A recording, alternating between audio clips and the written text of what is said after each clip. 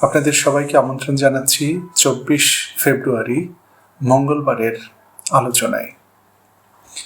আজও মধ্যপ্রাচ্যের বিভিন্ন খবর থাকবে, সেই সঙ্গে ইরানের ভেতরের কয়েকটি খবর আমরা তুলে ধরব, যে খবরগুলি আপাত দৃষ্টিতে অনেক উত্তেজনা সৃষ্টিকারী মনে হবে এবং এগুলি নিয়ে অনেক তুমুল উত্তেজনা সৃষ্টিকারী খবর তৈরি করবেন, কিন্তু খবরগুলি অতটা উত্তেজনা সৃষ্টিকারী নয় এবং খুব গুরুত্বপূর্ণ নয়। সেজন্য আমি সেই খবরগুলো ছোট করে আপনাদেরকে বলে দেব। প্রথমেই যাচ্ছি যুদ্ধের প্রস্তুতি। আমেরিকার যুদ্ধের প্রস্তুতি চলছে, হুমকিও চলছে, যুদ্ধের প্রস্তুতিও চলছে। আর ইরানের পক্ষ থেকেও সরাসরি কোনো হুমকি কিংবা প্রস্তুতির কোনো বাহ্যিক খবর না থাকলেও ইরান নীরবে নিজেকে সর্বোচ্চ প্রস্তুত অবস্থায় রেখেছে। প্রথমেই যাচ্ছি আমেরিকার প্রস্তুতি। আমেরিকা নতুন করে আরও কয়েক ডজন যুদ্ধ বিমান মধ্যপ্রাচ্যের বিভিন্ন দেশে মোতায়েন করেছে। এর মধ্যে জর্দানের আল মুওয়াফাক সালতি নামক ঘাঁটিতে এবং সৌদি আরবের প্রিন্স সুলতান ঘাঁটিতে নতুন করে কয়েক ডজন যুদ্ধ বিমান মোতায়েন করার খবর এসেছে। এসব যুদ্ধ বিমানের মধ্যে রয়েছে F-15, F-16, F-22 এবং F-35। এই যুদ্ধ বিমান মোতায়েনের পাশাপাশি সাগরেও ব্যাপক যুদ্ধ প্রস্তুতি চলছে আমেরিকার। পারস্য উপসাগর, আরব সাগর, ওমান সাগর, এই যে ইরানের দক্ষিণ উপকূল, এর পাশাপাশি ভূমধ্য সাগরের পূর্ব মাথায় এই এলাকায়ও আমেরিকার ব্যাপক যুদ্ধ প্রস্তুতি চলছে। সব মিলে বড় ধরনের 13টি যুদ্ধ জাহাজ এই সব এলাকায় মোতায়েন রয়েছে। এর মধ্যে USS আব্রাহাম লিঙ্কন, যেটিকে 1 মাসেরও বেশি সময় ধরে এনে আরব সাগরে মোতায়েন করে রাখা হয়েছে, এটি ইরানের দক্ষিণ উপকূল থেকে 700 কিলোমিটার দূরে অবস্থিত।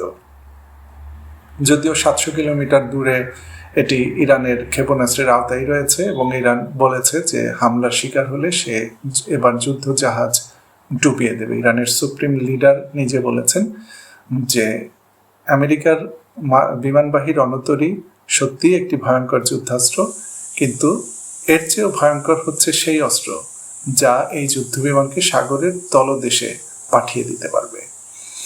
আর USS জেরাল্ড ফোর্ড নামক দ্বিতীয় যে বিমানবাহী রণতরীটি জিব্রাল্টার প্রণালী অতিক্রম করেছিল 2-3 দিন আগে, আমি আপনাদেরকে বলেছিলাম যে এটিকে ভূমধ্য সাগরের ভেতর দিয়ে সিরিয়া, লেবানন বা ইসরায়েল, এই 3 দেশের উপকূলে মোতায়েন করা হতে পারে। আজকে সর্বশেষ খবর হচ্ছে যে এটিকে সুনির্দিষ্টভাবে ইসরায়েলের উপকূলে মোতায়েন করা হবে।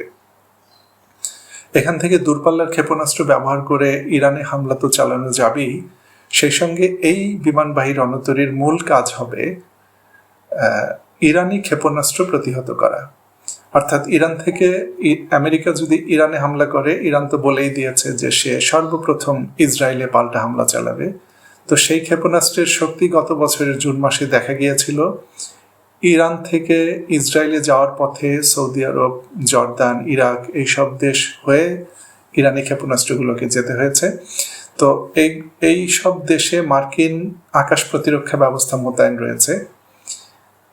এই সব প্রতিরক্ষা ব্যবস্থা ভেদ করে ইরানের ক্ষেপণাস্ত্র যখন ইসরায়েলের আকাশে গিয়েছে, ইসরায়েলের আবার নিজস্ব 3-4 স্তরের আকাশ প্রতিরক্ষা ব্যবস্থা রয়েছে, সেগুলিও ভেদ করে ইসরায়েলের খুব কৌশলগত এবং গুরুত্বপূর্ণ সামরিক এবং সরকারি স্থাপনায় ইরানি ক্ষেপণাস্ত্রগুলো আঘাত এনেছিল। তো এত কিছুর পরেও ইরানি ক্ষেপণাস্ত্র যাতে ইসরায়েলে আঘাত আনতে না পারে, সেই জন্য এই জেরাল্ড ফোর্ড, যে USS জেরাল্ড ফোর্ড যে যুদ্ধ বিমানবাহী রণতরী ইসরায়েলের উপকূলে থাকবে, ওখান থেকে তারা আরেকটি স্তরের আকাশ প্রতিরক্ষা সক্ষমতা ইসরায়েলকে সরবরাহ করবে। ওখান থেকেও ইরানি ক্ষেপণাস্ত্র তারা প্রতিহত করার চেষ্টা করবে। এই হচ্ছে আমেরিকার সর্বশেষ যুদ্ধ প্রস্তুতি। আর ইরানের পক্ষ থেকে বলেছি, গত 2-3 দিনের মধ্যে নতুন করে কোনো মহড়া চালানো হয়নি, কিন্তু ইরান সর্বোচ্চ প্রস্তুত অবস্থায় রয়েছে। আর ইরানের ড্রোন সক্ষমতা আপনারা জানেন, আত্মঘাতী ড্রোন রয়েছে ইরানের, এবং এইসব ড্রোন ব্যবহার করে শত্রু বাহিনীকে পর্যুদস্ত করে ফেলা সম্ভব। রাশিয়া এই ড্রোন ইউক্রেন যুদ্ধে ব্যবহার করেছে বলে আন্তর্জাতিক গণমাধ্যমে খবর এসেছে। তো এই হচ্ছে যুদ্ধাস্ত্র হিসেবে ব্যবহৃত ড্রোন, কিন্তু ইরানের ড্রোন যে ভান্ডার রয়েছে সেই ভান্ডারের আরেকটি গুরুত্বপূর্ণ অংশ রয়েছে গোয়েন্দা ড্রোন। এই ড্রোনগুলো আকাশে কয়েক হাজার ফিট উচ্চতায়, এরা বহু উচ্চতায় উঠতে এবং সেখান থেকে ভূপৃষ্ঠে, সাগরের পৃষ্ঠে কি কি রয়েছে, কোথায় কে কি করছে, এগুলো দেখা যায়। তো ইরান প্রতি মুহূর্তে শত শত ড্রোন এই পারস্য উপসাগর, ওমান সাগর, আরব সাগর, এইসব সাগরের আকাশে উড়ায়, সারাক্ষণ উঠতে থাকে, দিনরাত 24 ঘন্টা। এদের কাজই হচ্ছে যে এই সাগরগুলোতে কোথায় কে কি করছে সেটি দেখা। এবং মার্কিন বিমানবাহী রণতরী ইউএসএস আব্রাহাম লিঙ্কন যে কোথায় আছে এটি কখনোই আমেরিকা পরিষ্কার করে বলেনি, বলেছে মধ্যপ্রাচ্যে আছে। কিন্তু ইরান, শতভাগ আপনারা নিশ্চিত থাকুন যে ইরান তার ড্রোনের মাধ্যমে এবং আকাশে ইরানের একাধিক স্যাটেলাইট রয়েছে, গোয়েন্দা স্যাটেলাইট, সেসব স্যাটেলাইটের মাধ্যমে মার্কিন যুদ্ধ জাহাজের অবস্থান শনাক্ত করে রেখেছে এবং যে কোনো মুহূর্তে যদি হামলা চালাতে হয় সেই হামলা চালানোর প্রস্তুতি ইরানের রয়েছে। এখন মার্কিন প্রেসিডেন্ট ডোনাল্ড ট্রাম্প এই যে প্রস্তুতি নিচ্ছেন, এই প্রস্তুতির মধ্যে তার যুদ্ধ করার আগ্রহ কিংবা যুদ্ধ করার দৃঢ় ইচ্ছা কতটুকু রয়েছে সেই বিষয়টিও পর্যালোচনা করা দরকার। তিনি 3-4 দিন আগে হুমকি দিয়েছিলেন যে আগামী 10 দিনের মধ্যে যদি ইরান পরমাণু চুক্তি না করে আমেরিকার সঙ্গে, তাহলে ইরানকে কঠোর পরিণতি ভোগ করতে হবে। তো এর 2 দিন পরে ট্রাম্প আবারই সেই 10 দিনের আলটিমেটামকে 15 দিনে বাড়িয়েছেন, বলেছেন 15 দিনের মধ্যে যদি কোনো চুক্তি না হয় তাহলে দেখিয়ে দেয়া হবে ইরানকে। এখন ট্রাম্প কেন বারবার তার কথা পরিবর্তন করছেন? কারণ হচ্ছে যে দেশের ভিতরে ট্রাম্প অভ্যন্তরীণ নানা সংকটে কারণে চাপের মুখে রয়েছেন। তিনি বিশ্বের বিভিন্ন দেশের উপরে শুল্ক আরোপ করেছিলেন। আমেরিকার আদালত সেই শুল্ক আরোপের নীতি সম্পূর্ণভাবে বেআইনি ঘোষণা করেছে। অর্থাৎ ট্রাম্প ইচ্ছে করলেই শুল্ক আরোপ করতে পারছেন না। সেই সঙ্গে তিনি অভিবাসীদের বিরুদ্ধে যে কঠোর ব্যবস্থা গ্রহণ করছেন, যে অভিবাসীরা একদিন আমেরিকায় গিয়ে আমেরিকার এই যে আজকের উন্নতি অগ্রগতির পেছনে সবচেয়ে বড় ভূমিকা রেখেছিল অভিবাসীরা, তাদের বিরুদ্ধে এখন তিনি উঠে পড়ে লেগেছেন। এই বিষয়টি আমেরিকার জনমনে তুমুল বিরূপ প্রতিক্রিয়া তৈরি করেছে। সেই সঙ্গে অর্থনীতি সামাল দিতে না পারার যে কারণ, সেই কারণেও ট্রাম্পের বিরুদ্ধে দেশটির জনগণ ফুঁসে উঠেছেন, অসন্তোষ বৃদ্ধি পাচ্ছে। কোনো কোনো জরিপ বলছে যে অভিবাসন আইন এবং অর্থনীতি সামাল দিতে না পারার কারণে প্রায় 70% মার্কিন ভোটার ট্রাম্পের বিরুদ্ধে ক্ষুব্ধ হয়ে রয়েছেন। তো এই কারণে ট্রাম্পের যেসব উপদেষ্টা রয়েছেন, রিপাবলিকান দলের যেসব কর্মকর্তা রয়েছেন, তারা বারবার বলছেন যে দেশের মধ্যে এরকম একটি অরাজক পরিস্থিতি অব্যাহত রেখে আরেকটি ফ্রন্ট খোলা, যুদ্ধের ফ্রন্ট খোলা ট্রাম্পের জন্য উচিত হবে না। কাজে ট্রাম্প চাইছেন যুদ্ধ করতে, আবার তিনি তাকে পিছু টান দিচ্ছে এইসব উপদেষ্টাদের উপদেশ, এবং তিনি নিজেও তো বুঝতে পারছেন। ট্রাম্প আর কিছু না বুঝুন, অর্থনীতিটা ভালো বোঝেন, যে অর্থনৈতিক পরিস্থিতি খারাপ হবে, যুদ্ধের ব্যয় মেটাতে গিয়ে আমেরিকার অর্থনৈতিক পরিস্থিতি আরো খারাপ হয়ে যাবে, এটি তিনি বুঝতে পারেন। আর ট্রাম্পের সবচেয়ে বড় বাধা হচ্ছে, তিনি এবারের নির্বাচনে যখন বিজয়ী হয়েছিলেন, নির্বাচনী প্রচারে তিনি জনগণকে এই প্রতিশ্রুতি দিয়েছিলেন যে তিনি আর কোনো নতুন যুদ্ধ শুরু করবেন না। আমেরিকা ফার্স্ট নীতি ঘোষণা করেছিলেন তিনি, যেখানে তিনি বলেছিলেন যে তিনি নতুন কোনো যুদ্ধ তো শুরু করবেনই না, বরং বর্তমানে যেসব যুদ্ধ চলছে সেগুলি ঠেকাবেন। যেমন গাজা যুদ্ধ বন্ধ করবেন, তারপরে ইউক্রেন যুদ্ধ বন্ধ করবেন। তিনি সুনির্দিষ্ট সময় উল্লেখ করেছিলেন যে তিনি ক্ষমতা গ্রহণের 24 ঘন্টার মধ্যে ইউক্রেন যুদ্ধ বন্ধ হয়ে যাবে। তিনি ক্ষমতা গ্রহণ করেছেন 2025 সালের জানুয়ারি মাসে, 14 মাস হয়ে গেছে। 24 ঘন্টার জায়গায় 14 মাসেও তিনি ইউক্রেন যুদ্ধ বন্ধ করতে পারেননি। গাজা যুদ্ধ বন্ধ করতে তার 9 মাস সময় লেগেছিল। 2025 সালের অক্টোবরে ফরমালি, আনুষ্ঠানিকভাবে যুদ্ধটি বন্ধ হয়েছে, কিন্তু আসলে সেই যুদ্ধবিরতি মানছে না ইসরায়েল। এখনো প্রায় প্রতিদিনই গাজায় ইসরায়েলি বিমান হামলা হচ্ছে এবং সেখানে প্রচুর মানুষ হতাহত হচ্ছে। যাই হোক, ট্রাম্প কথা দিয়েছিলেন তিনি যুদ্ধ করবেন না, সেই প্রতিশ্রুতি রক্ষা করার খাতিরেও ইরানের বিরুদ্ধে তিনি সহজে যুদ্ধ শুরু করতে পারছেন না। তারপরেও বলা যায় না ট্রাম্পকে আমি সবসময় পাগলা ট্রাম্প বলি, সবাই বলে পাগলা ট্রাম্প যে কোনো সময় যে কোনো কিছু করে বসতে পারে। এবারে ইরানের ভেতরের কিছু খবর তুলে ধরছি। ইরান সরকারের মুখপাত্র মিসেস মোহাজেরানি আজ তেহরানে একটি সংবাদ সম্মেলন করেছেন কিছুক্ষণ আগে। সেখানে তিনি বলেছেন যে প্রেসিডেন্ট মাসুদ পেজেশকিয়ানের সরকার যুদ্ধকে অগ্রাধিকার দিচ্ছে না। সরকার চাচ্ছে যুদ্ধ না হোক, বরং কূটনৈতিক প্রচেষ্টায় ফল আসুক। মোহাজেরানি বলছেন যে যুদ্ধ হলে প্রচুর ক্ষয়ক্ষতি হবে, আমরা যুদ্ধ চাই না, তবে আমরা যুদ্ধের জন্য প্রস্তুত রয়েছি। তিনি যুদ্ধ বলেনি, তিনি বলেছেন আমরা আত্মরক্ষার জন্য প্রস্তুত রয়েছি। তিনি পরিষ্কার করে বলেছেন যে আমাদের সামরিক বাহিনী সর্বোচ্চ প্রস্তুত অবস্থায় রয়েছে, তবে আমরা যুদ্ধ চাই না, আমরা কূটনৈতিক উপায়ে একটি সমাধান বের করার জন্য আপ্রাণ চেষ্টা চালিয়ে যাচ্ছি। এবং আপনারা এর আগের খবরে আমি গতকাল বলেছিলাম যে আমেরিকার সাথে ইরানের তৃতীয় দফা পরমাণু আলোচনা বৃহস্পতিবার অনুষ্ঠিত হতে যাচ্ছে 26শে ফেব্রুয়ারি, এবং এবারের আলোচনাও জেনেভায় অনুষ্ঠিত হবে, সুইজারল্যান্ডের জেনেভায়। প্রথম দফা হয়েছিল ওমানের রাজধানী মাস্কাটে, দ্বিতীয় দফা হয়েছিল জেনেভায় গত সপ্তাহে, এবং তৃতীয় দফা হতে যাচ্ছে জেনেভায়।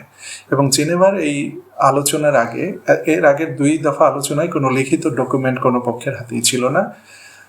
এবারের আলোচনার আগে দুই পক্ষই চেষ্টা করছে যে একটা প্রস্তাবের খসড়া নিয়ে যেতে, যে খসড়া তুলে ধরলে আগে মুখে বলতে হতো, কারণ আলোচনা সরাসরি হচ্ছে না। এক টেবিলের ওই পাশে মার্কিন প্রতিনিধি দল, এই পাশে ইরানি প্রতিনিধি দল, এরকম আলোচনা হচ্ছে না। আলোচনা হচ্ছে মধ্যস্থতাকারীদের মাধ্যমে। ইরানের বক্তব্য মধ্যস্থতাকারী শুনছে, তিনি আবার পাশের রুমে গিয়ে মার্কিন প্রতিনিধি দলের সঙ্গে তাদের বক্তব্য পৌঁছে দিচ্ছেন, আবার মার্কিন প্রতিনিধি দল যেসব বক্তব্য দিচ্ছেন সেগুলি শুনে এই মধ্যস্থতাকারী এসে ইরানি প্রতিনিধি দলকে বলছেন। এবং এই মধ্যস্থতার কাজটি এখন পর্যন্ত প্রধানত চালাচ্ছেন ওমানের পররাষ্ট্রমন্ত্রী বুসাইদি।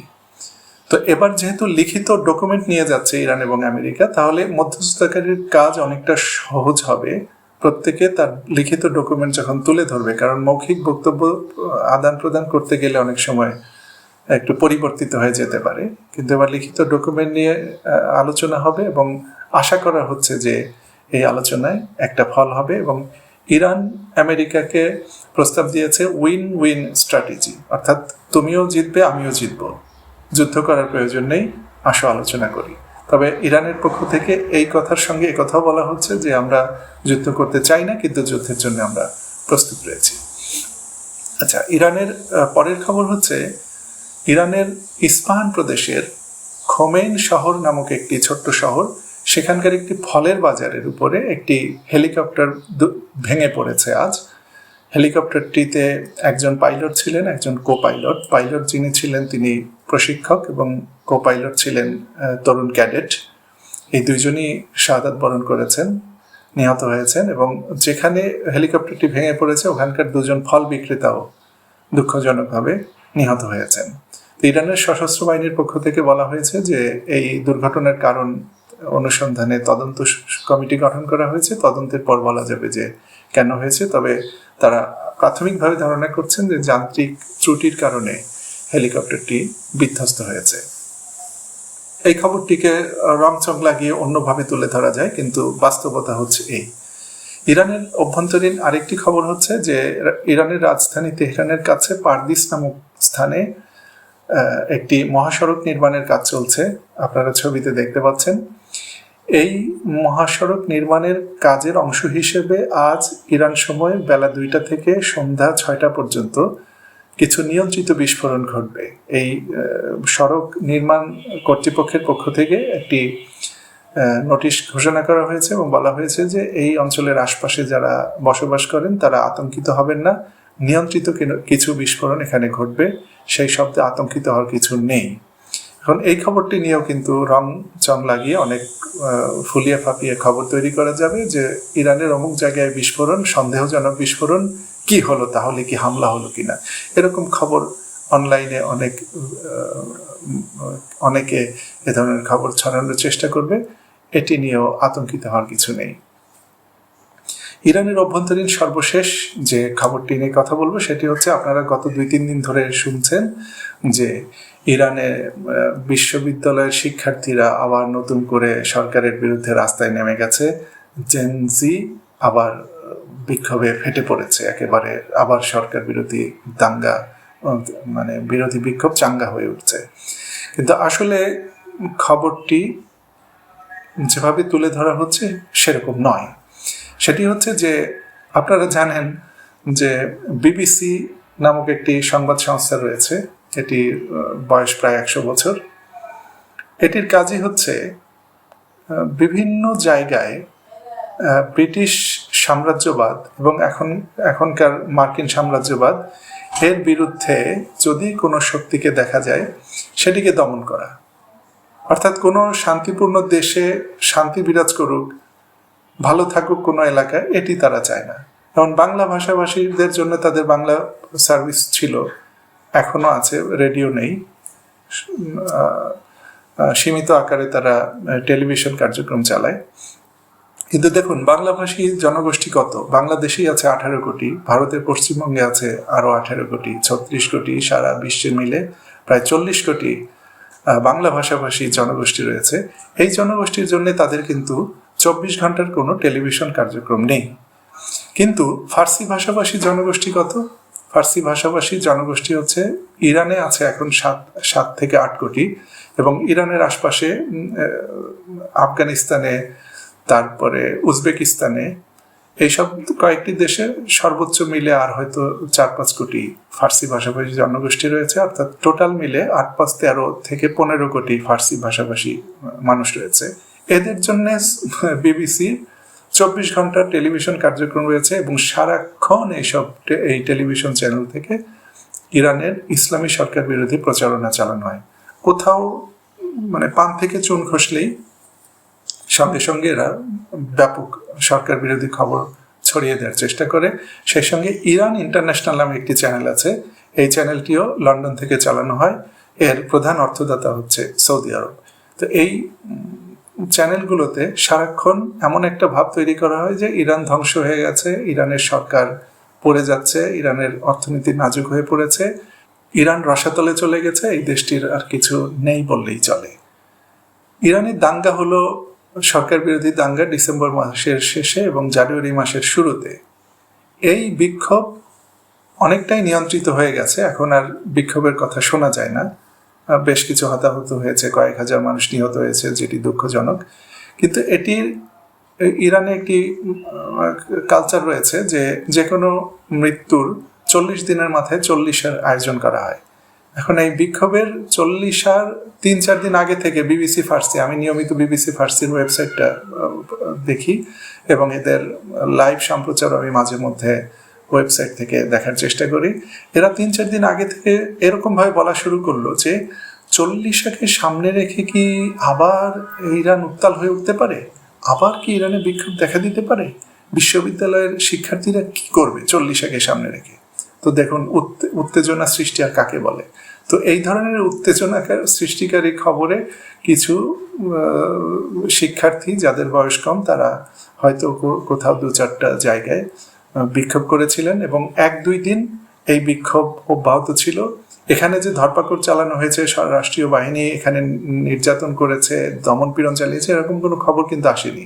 ওই 2-3 দিন ধরে এই বিবিসি, ইরান ইন্টারন্যাশনাল সহ এই ধরনের গণমাধ্যম বলে আসছিল যে আবার উত্তাল হয়ে উঠেছে, এবং সেই গণমাধ্যমগুলোর সূত্র ধরে বাংলাদেশের বিভিন্ন মিডিয়া বলে আসছিল যে ইরানে আবার জেনজি বিক্ষোভে উত্তাল হয়ে উঠছে।